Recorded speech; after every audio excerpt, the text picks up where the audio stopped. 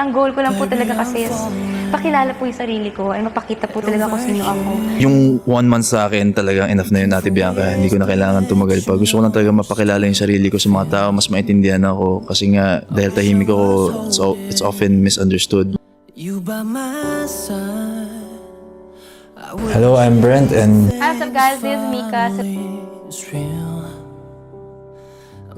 Time po na yun, hindi ko na po goal na maging big winner kasi sa utak ko talaga, imposible. I went in thinking na I'm only gonna maybe last a month.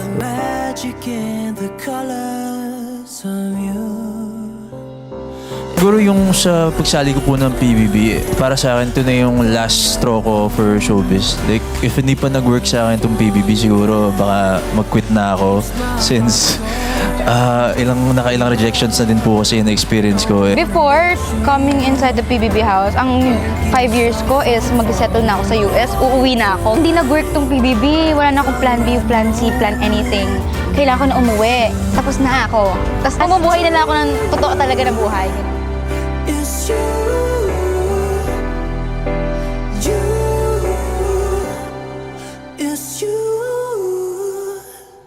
First few days, parang mahirapan kang i-approach ang lahat. You didn't know what to say, didn't know how to act.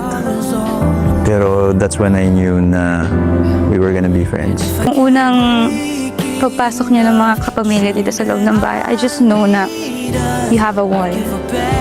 And tulad ko, nag-iingat ka din sa lahat ng sinasabi mo, sa lahat ng ginagawa mo.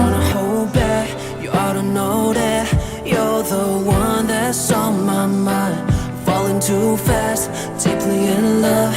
Girl, all I need to breathe is you. Cause you're the right time.